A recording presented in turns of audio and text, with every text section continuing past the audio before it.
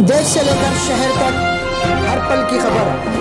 शहर का सबसे तेज न्यूज नेटवर्क औरंगाबाद तक।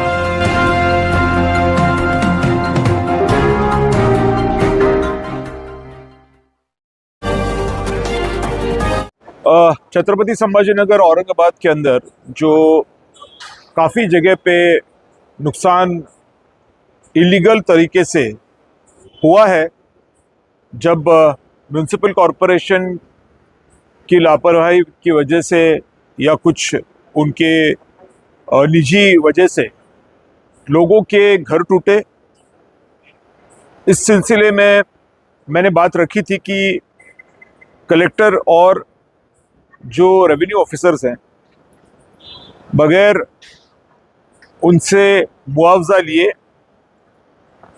सेल डीड जिसके पास है उसके घर नहीं टूट सकते थे। बहरहाल तोड़े गए तो ये बात गलत हुई। अब उनको मुआवजा मिलना चाहिए, वो भी कैश मिलना चाहिए। उसके अनुसार कलेक्टर कचहरी में मीटिंग भी हुई।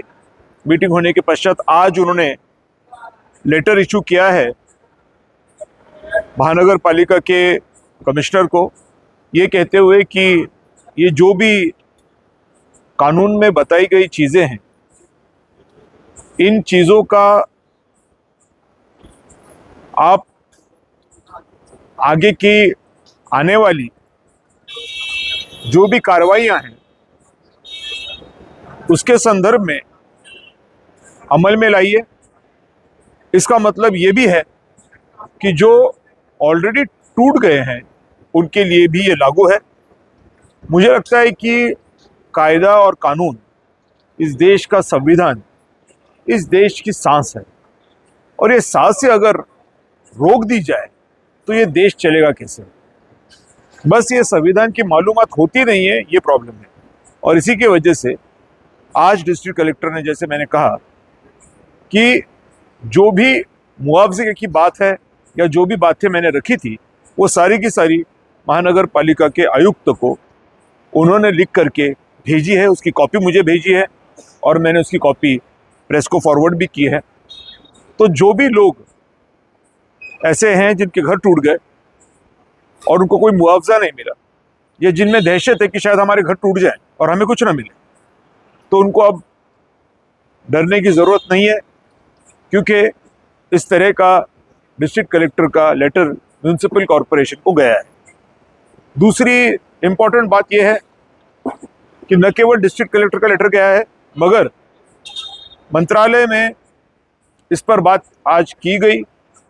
और अभी मैं उतरा हूँ एयरपोर्ट पे, तो मंत्रालय में भी एक लेटर मैंने उनको कहा था कि आप इनको भेजिए, ताकि कि कानून को, संविधान को कहीं कोई भी अधिकारी क्रॉस न करे, और अगर क्रॉस करता है तो उसके लिए भी वो बात ठीक नहीं है। तो ये चीज़ वो भी समझ गए। उन्होंने भी यही बात कही जो कलेक्टर ने कही कि भाई मुआवजा तो मिलना चाहिए, लैंड एक्विजिशन तो होना चाहिए। जबरान किसी के भी सेल डीड होते हुए अगर घुस रहे हो तो ये बात ठीक नहीं है। और फिर उसी के तहत एक्चुअली ग्राउंड रिपोर्ट क्या है वो मंत्रालय के लोगों ने म्युनिसिपल कमिश्नर से मांगा है, और उस संदर्भ में उन्होंने भी एक लेटर उनको भेजा है। उस लेटर की कॉपी यहाँ पे मैं अभी प्रेस को दे रहा हूँ। ये उसकी कॉपी है। इसमें सीधा सीधा कहा है की हर्षवर्धन जाधव माजी विधानसभा सदस्य यांनी अपर मुख्य सचिव यांना अग्रेषित केलेल्या दिनांक 25/11/2025 रोजीच्या निवेदनाची प्रत सोबत जोडून आपल्याकडे पाठवित आहे। प्रस्तुत निवेदनाच्या अनुषंगाने प्रकरणी वस्तुस्थिती पडताळून आपला अहवाल स्वयंस्पष्ट अभिप्रायांसह शासनास उलट टपाली तात्काळ सादर करावा। यानी इनसे रिपोर्ट मंगाई है, अहवाल मंगाया है कि हर्षवर्धन जाधव ने जो निवेदन किया है कि मुआवजा मिलना चाहिए, इसकी ग्राउंड रिपोर्ट क्या है। और ये जो मैंने इनको निवेदन दिया है, ये इसके साथ जोड़ करके उन्होंने इस म्युनिसिपल कॉरपोरेशन को लिखा है। बाकायदा ईमेल के तौर पे ये जा चुका है। उन्होंने उसकी एक कॉपी, क्योंकि मैं उसका अर्जदार था, मुझे उन्होंने दी है, जो मैं प्रेस को अभी दे रहा हूँ। दादा, क्या मानना चाहे कि अब म्युनिसिपल कॉर्पोरेशन के बुलडोजर पर रोक लगी? मुझे लगता है कि बिना लैंड एक्विजिशन किए, यानी जमीन को बिना खरीदे जो प्राइवेट जमीन है वो बुलडोजर नहीं कभी चला पाएंगे। और बुलडोजर चलाना कोई शौक नहीं है, वो एक शौक है। और ऐसा शौक किसी को देना जिसकी प्राइवेट प्रॉपर्टी है वो कोई अच्छी बात है, ऐसा नहीं है। तो मैं समझता हूं कि जिलाधिकारी का लेटर और मंत्रालय का लेटर, ये दोनों भी लेटर इनके लिए काफी है ये समझने के लिए कि प्राइवेट प्रॉपर्टी में अगर हम कुछ करने जाएंगे तो इसके हमारे ऊपर संविधान को न पालने की हिसाब से बुरा असर हो सकता है। क्या आप महानगर पालिका से मुलाकात करें? नहीं, मुझे लगता है कि अब उनके लेवल पे काम शुरू हो चुका है। जैसे मंत्रालय का लेटर मैं आपको दिखा चुका हूं कि उनके लेवल से उनका जो भी उनका रिपोर्ट आना है वो आएगा। साथ में डिस्ट्रिक्ट कलेक्टर ने भी उनको लिख करके भेजा हुआ है कि जो भी कानून है उसको पालना पड़ेगा, जो भी करना है वो कानून के हद में रह के करना पड़ेगा। अब ऐसा होने के बावजूद अगर इसमें कोई सिचुएशन आता है तो ज़रूर मैं फिर एक बार इसमें उतरूंगा, लेकिन मुझे लगता है कि अभी ऐसा कुछ होगा नहीं, क्योंकि इतने बड़े लेवल पे कानून की बात हुई है तो कानून की और संविधान की बात जब आ जाती है तो रुकना ही पड़ता है। शहर में आज भी महानगर पालिका की तरफ से अलॉटमेंट किया जा रहा है, अपने अपने मकान, अपने अपने दुकान अपने हाथ से हटा जाए, तो आप जनता के लिए क्या आह्वान? अगर ऐसा है, ये बात अगर लाई है सामने, तो मैं जनता को इतना ही आह्वान करूंगा कि ट्रेसपासिंग यानी जबरान कोई अपनी जमीन में जब घुसता है तो उसके ऊपर BNS 329 के हिसाब से कलम एक बार और चेक कर लीजिए। आपको पहले पुलिस स्टेशन जाना है, आपको वहां अर्ज देना है और बोलना है कि मेरी प्राइवेट प्रॉपर्टी है, उसको लैंड एक्विजिशन यानी एक्वायर करना पड़ेगा, कैश कंपनसेशन देना पड़ेगा। बगैर उसके, बगैर मुझसे बात किए, बगैर व्यवहार किए इस तरह से अनाउंसमेंट हो रहा है तो अगर हमारा घर टूट गया या हमारे घर में कुछ प्रॉब्लम हो गया तो वो ट्रेसपासिंग हो जाएगी, तो इनको पाबंद किया जाए। यदि पुलिस स्टेशन से कोई रिस्पॉन्स नहीं आता है तब इमीडिएटली JMFC यानी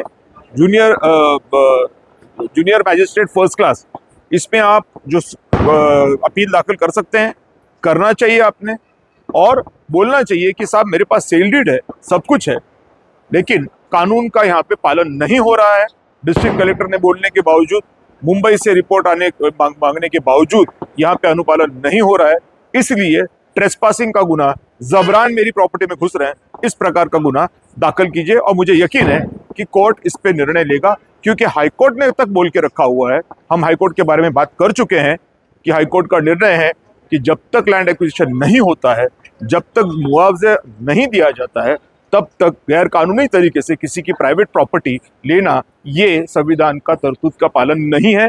300A ये जो कलम है हमारे लैंड एक्विजिशन एक्ट में, ये सीधी सीधी बात बोलता है कि पहले लोकल सेल्फ गवर्नमेंट, स्थानिक स्वराज्य समिति जिसको बोलते हैं, फिर वो ग्राम पंचायत हो, ZP हो, या फिर म्यूनिसिपल कॉरपोरेशन हो, या फिर स्टेट ऑफ महाराष्ट्र हो या स्टेट हो, कुछ भी कहीं पर भी सरकारी काम के लिए प्रॉपर्टी अगर प्राइवेट लगनी है तो उसको कंपनसेशन देना ही पड़ता है।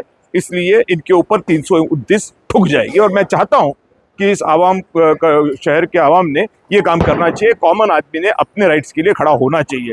ये बहुत बेशर्मी की बात है कि यहाँ का कोई पॉलिटिशियन खड़ा नहीं रहा, मुझे बड़ा दुख है इस चीज़ का।